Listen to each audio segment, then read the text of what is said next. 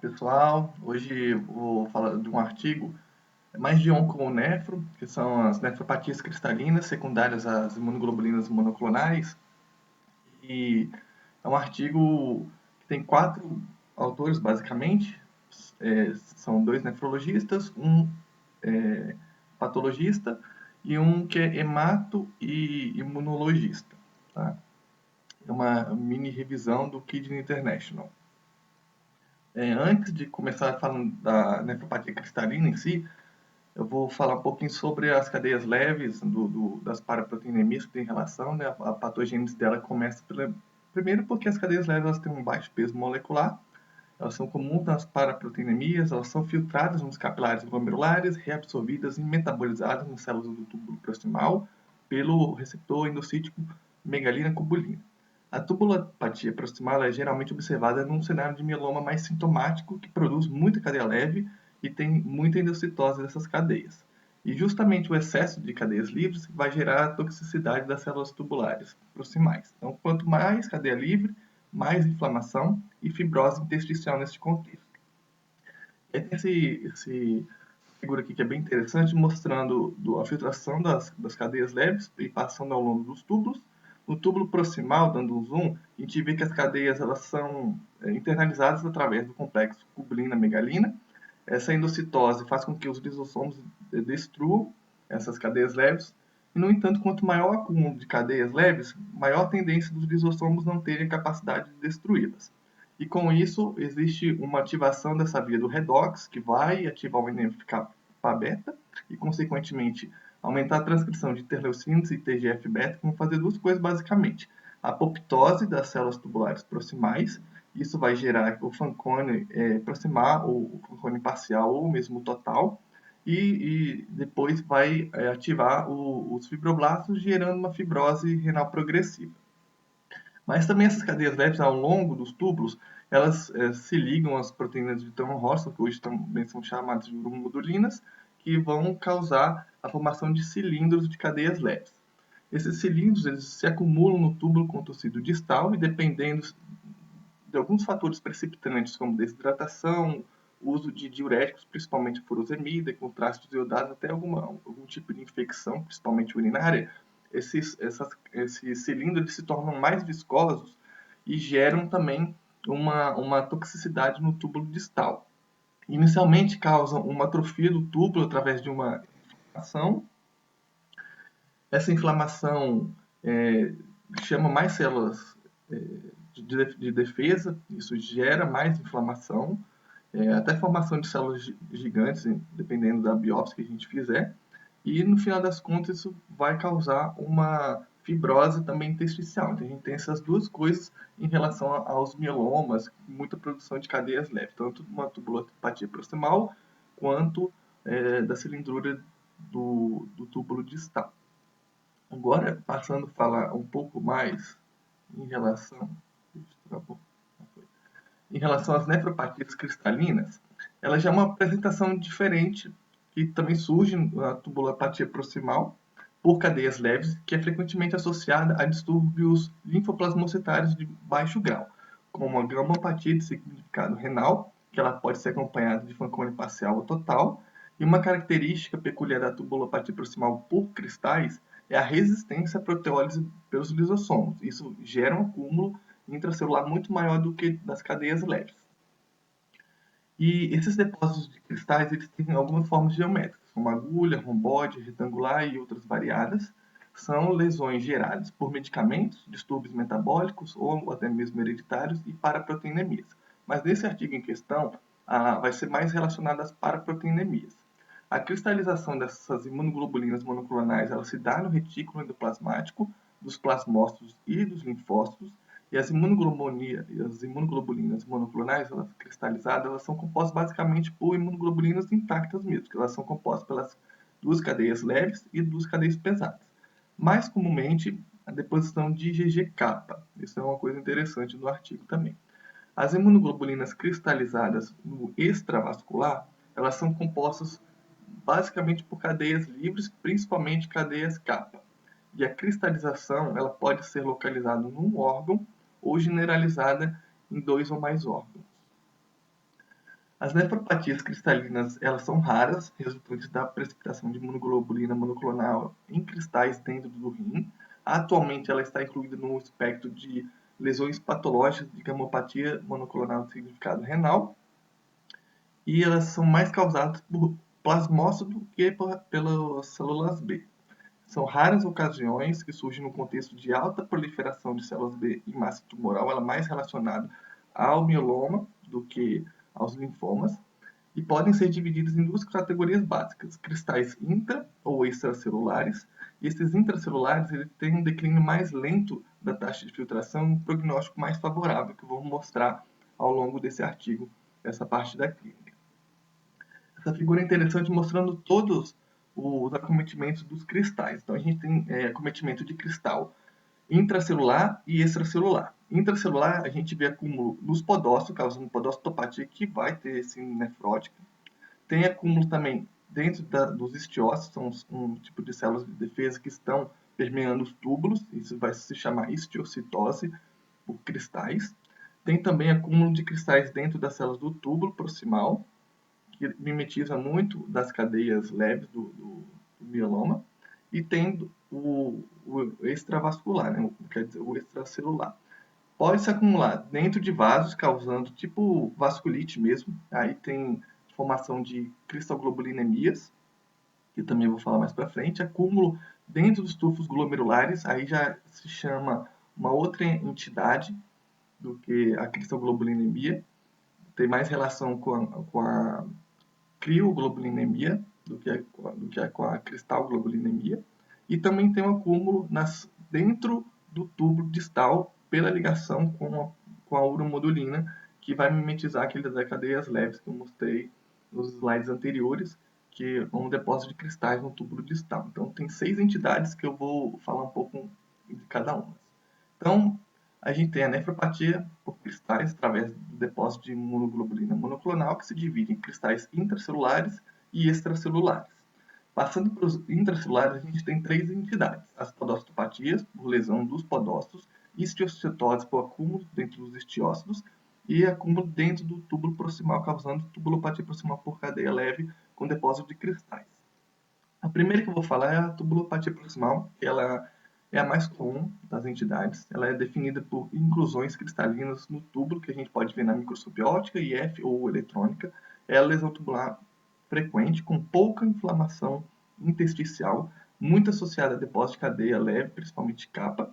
E na microscopia óptica são vistos dentro dos lisossomos estruturas desde romboides, bastões, agulhas ou até retângulos, mas se estiverem no citosol, eles assumem mais estruturas de treliças ou até mesmo fibrilas. É a nefropatia cristalina mais comum, mas ainda assim são lesões raras no contexto geral, mais comum em homens numa proporção de 2:1, com a mediana de diagnóstico em torno de 59 anos, tem um clearance mais reduzido com a mediana de creatinina em torno de 2:1 e proteinúria tubular já é mais de 1 grama, e esses pacientes geralmente têm dor óssea associado a essa nefropatia. Pode ter também síndrome de Fanconi parcial ou completa, que aí a gente tem aminoacidúria, glicosúria, fosfatura e bicarbonatura, gerando a ATR proximal do tipo 2. E as doenças associadas a essa tubulopatia proximal por cristais, disparada é gamopatia monoclonal de significado renal, com 68%, o mieloma sintomático, com 25%, e o linfoma, de 7%, mostrando que é mais em relação aos plasmócitos do que aos linfócitos. Na microscopia óptica, a gente vê os túbulos proximais com muito acúmulo de cristais em seus interiores. Quando a gente olha na eletrônica, a gente vê esses acúmulos ainda mais importantes dentro da borda em scope.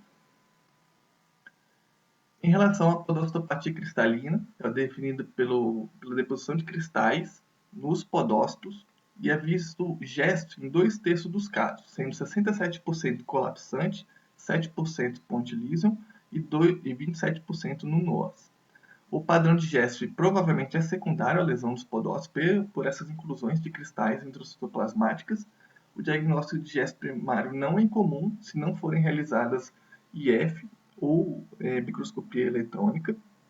E os podócitos têm aquele apagamento difuso dos processos podocitários, Os cristais de podócito são do isotipo kappa em 92%, lambda em 8%. A microscopia eletrônica tem uma sensibilidade de 100% no diagnóstico e a imunohistoquímica em 83%. Eles são os mais sensíveis.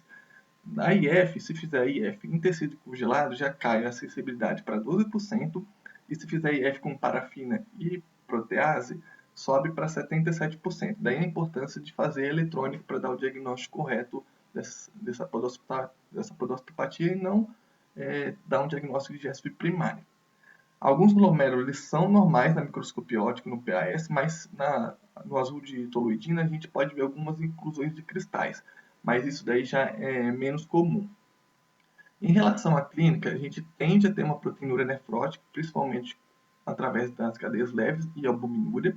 Tem um grau de DRC com uma creatinina mediana de 1,9, tem hematura em 30% e hipertensão em torno de 50%. Síndrome nefrótica gira em torno de 1/3 dos casos. Uma minoria dos pacientes tem lesão renal aguda pela lesão tubular ou até mesmo infiltração intersticial por células malignas. O Fanconi, tanto parcial quanto completa, é incomum, em menos de 10% dos casos, e quando presente tem associação com aquele depósito no túbulo proximal que eu falei anteriormente. E o interessante é que 25% dos pacientes eles têm uma deficiência visual secundária aos acúmulos de cristais, que se chama ceratopatia cristalina por cadeias leves. E geralmente isso precede o diagnóstico da podostopatia cristalina. A gamopatia monoclonal de significado renal é o carro-chefe da doença, é menos comum no mieloma e raro no linfoma. Aqui na microscopia óptica, no PAS, a gente pode ver alguns acúmulos de cristais em vermelho no interior dos podócitos e no início de uma gesso colapsante, começando a ter proliferação. E aqui na eletrônica, a gente vê que os processos podocitários estão bem apagados. Aqui no interior do podócito, a gente vê os cristais em forma de agulhas. Aqui a membrana basal glomerular e aqui uma hemácia, né? A gente vê que mimetiza bastante assim uma geste, mas na eletrônica a gente consegue ver esses cristais. Em relação à histiocytose, a histiocytose ela é um armazenamento de cristais, também de cadeias leves, é muito raro e ela geralmente está muito relacionada à doença de cabeça e pescoço. Também pode ter alguma relação com uma doença pulmonar. E quando acomete os rins, geralmente ela é mais acometida no contexto de uma doença generalizada.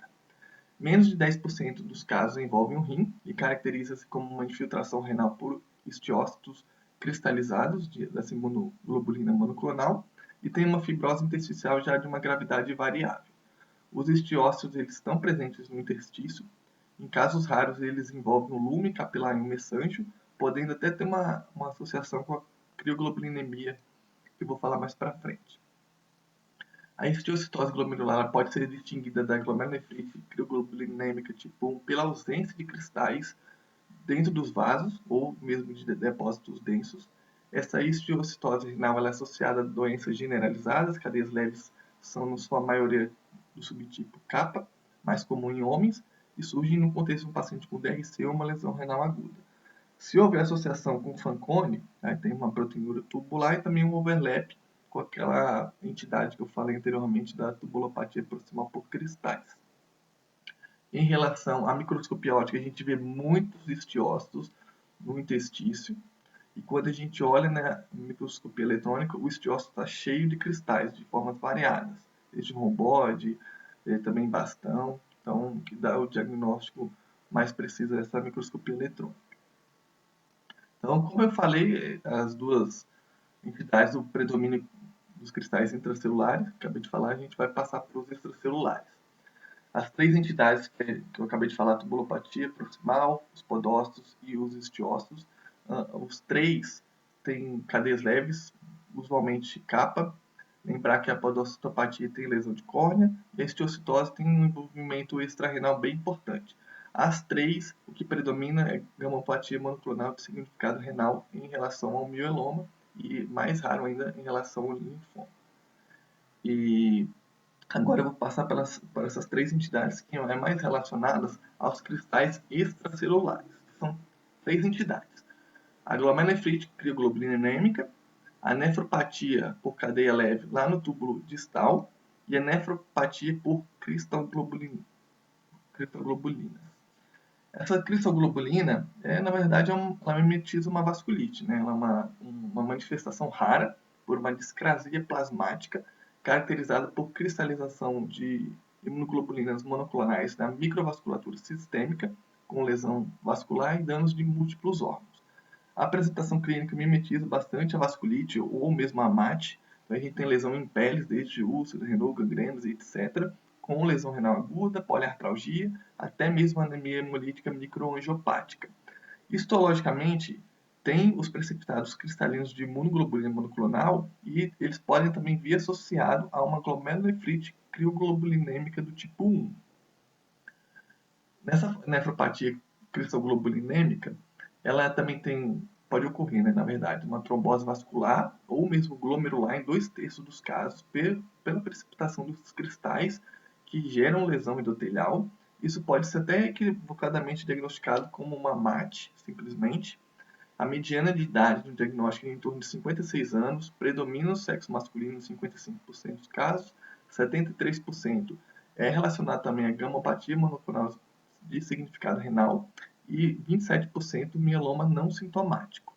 Então, o quadro clínico tem anemia, hipocomplementemia, anemia hemolítica microangiopática, caracterizada pelo DHL alto, aptoglobina baixa, os esquizócitos no sangue periférico, e apenas 10% dos casos tinham cristalglobulinas detectáveis no sangue.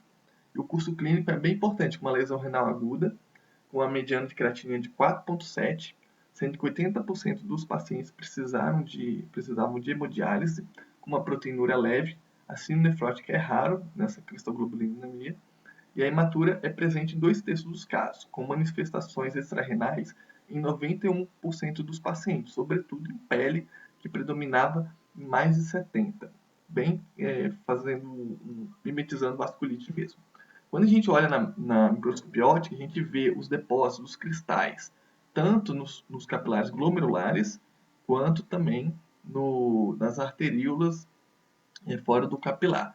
Na microscopia óptica, na eletrônica, quer dizer, o que chama atenção são os cristais no interior desses vasos, que causam uma lesão endotelial e, consequentemente, as tromboses, todo o quadro clínico de vasculite. Agora, passando para a glomerulonefrite crioglobulinêmica do tipo 1, esses cristais na vasculatura renal eles são acompanhados por características de glomerulonefrite crioglobulinêmica mesmo. Os glomérulos podem vir ou não acompanhados dos cristais, mas tem uma presença de hipercelularidade endocapilar, que mimetiza ali a membrana proliferativa. As características clínicas elas se sobrepõem à nefropatia por cristalglobulinemia. Tem hipertensão também, tem lesão renal aguda, tem lesões de pele, de livedo, púrpura, gangrena, necrose, poliartralgias, esses sintomas bem de vasculites assim mesmo. E a proteinúria aqui, geralmente, ela é maior do que na entidade anterior. E aqui pode vir até associado a uma síndrome nefrótica que ele põe com uma certa frequência nos casos, nas séries de casos. E aqui, passando para a terceira e última entidade, é a nefropatia por cadeias leves no tubo contorcido distal, que tem uma deposição de cristais no tubo contorcido distal, também de formas variadas, desde romboide, bastão, algures, etc., e é acompanhado por lesão tubular aguda secundária a uma inflamação intersticial com presença de células gigantes também. O curioso dessa entidade é que é o único que tem um predomínio do subtipo lambda, que é 88%, enquanto nas outras 5 o predomínio é de capa. Na série de casos foi visto lesão renal aguda cardíaco 3 com necessidade de hemodiálise também de urgência e também no contexto de mieloma sintomático.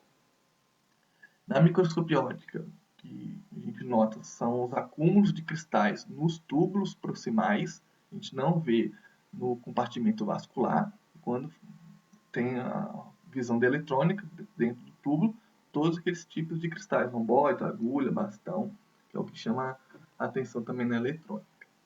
Então, só para a gente revisar as 3 entidades dos cristais extracelulares, que a gente vê que tem muita relação com vasculites.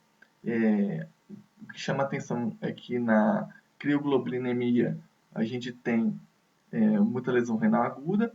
O único que tem relação com mieloma, enquanto os outros estudos tinham mais relação com a gammopatía monoclonal de significado renal, é a nefropatia cristalina do túbulo distal. As outras, que acometem vasos, pés, simulam a vasculite, elas têm muita lesão renal aguda, e lembrar que a crioglobulinemia, ela tem também até um polo nefrótico, uma perda de proteinúria bem importante. Em relação às conclusões, as nefropatias cristalinas por imunoglobulina monoclonal, elas resultam de precipitação de cristais de imunoglobulinas nos rins. A avaliação completa tem que ser através da biópsia renal, com microscopia eletrônica, e particularmente a IF tem que ser com protease. São cruciais para o diagnóstico preciso da doença. É uma investigação hematológica completa, precisa ter avaliação do envolvimento extrarenal, é obrigatório para o manejo da doença. E isso tenta se guiar uma terapia dirigida para os clones, para preservar ou até melhorar a função renal, e são necessários estudos colaboracionais multicêntricos, porque são entidades raras e que precisam de colaboração de vários países, vários centros para isso. Então, era isso que eu tinha para falar por hoje. Se quiserem tirar alguma dúvida. Tudo bem, Linique. O artigo ele era bem dificinho. Você conseguiu, assim, entregar mastigado aí pra gente. Obrigadão. Obrigado. Parabéns mesmo. E você vê que é uma doença, você falou, rara, mas é bem interessante, bem bonita, né, da gente ver. Óbvio que a nossa ausência de eletrônica nos deixa desconfortáveis, mas é importante saber que elas existem. Deixa aí pro pessoal fazer perguntas ou comentários para você.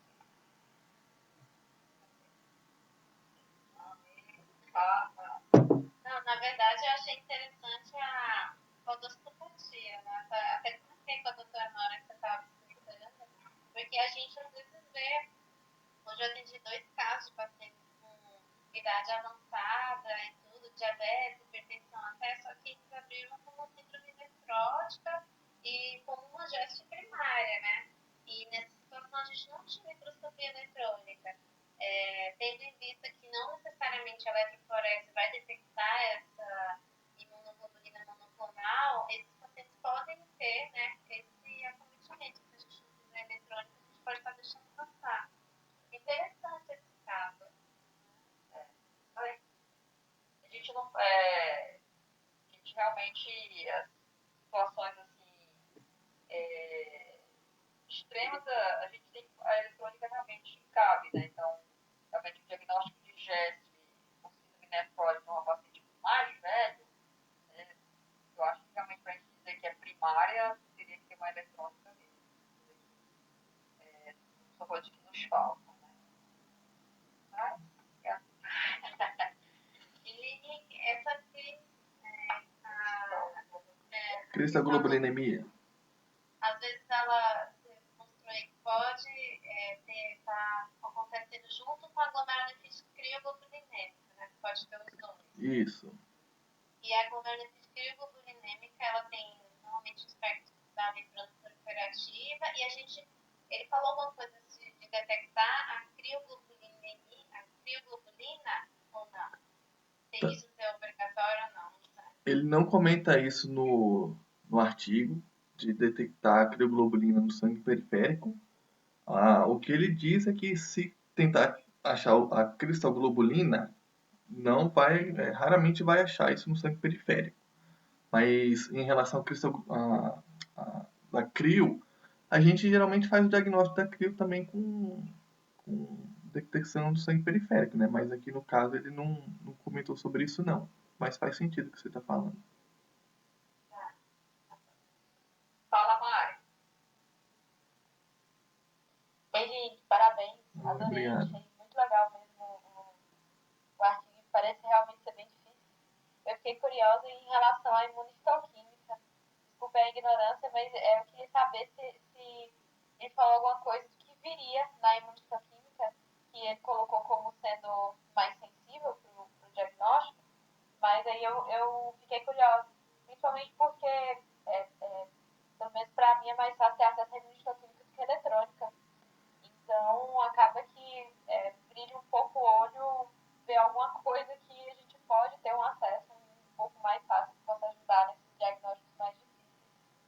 dessas 6 entidades aí, o que ele comenta da imunistoquímica é apenas nesse dos cristais dos podócitos.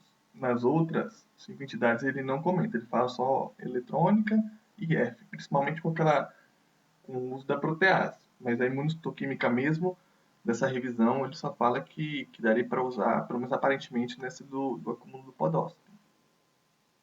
E também não... Ele chega a comentar o que é que vai vir, né, na imunistoquímica. Não, ele não comenta. Nem põe figura, que às vezes eles põem, né? Mas no artigo eles não colocou figura nenhuma, não.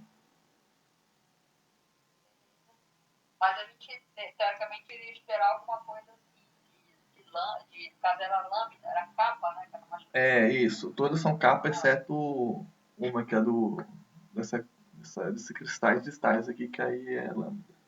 Mas seria capa mesmo. O que a gente esperaria era isso, era um depósito talvez exclusivo, predominante da proteína da cadeia leve, né? Da capa. Ah, legal. Seria isso. E o curioso também desse artigo aqui é que praticamente todas são relacionadas àquela gamopatia monoclonal de significado renal, que até uns 10 anos atrás, até um pouquinho mais, o pessoal de hemato, quando biopsiava assim e não tinha nada de hematológico, eles deixavam meio para lá, né? Assim, não faziam um tratamento específico para isso, não tinham curiosidade para tratar, falavam que era problema só no rim. E hoje o pessoal já da hemato já faz um tratamento específico até para essas gamopatias de significado renal. Isso aí, tanto que o último autor aí, que é o francês, ele é um hematologista da França bem famoso nessa linha, né? Então, é isso mesmo, agora já está tudo alinhado, né? O hemato nessa conta de significado renal para tratar. Lembrar que o não tratamento vai levar a doença renal crônica e recidiva no transplante, né? Que vai matar a vida do paciente, fazer metástase, né? Como mieloma, né? É isso, mas eles estão realmente, graças a Deus, alinhados a isso aí. Mais alguém quer fazer um comentário? Então, Nick, parabéns mais uma vez, foi muito boa mesmo a tua apresentação, show. Obrigada. Obrigado, eu que agradeço. Obrigada por tudo. E aí na próxima quinta você me fala quem é pra gente ver um artigo aí, tá bom? Um abração. Tchau, gente. Parabéns, Lili. Obrigado. Bom fim de semana, pessoal.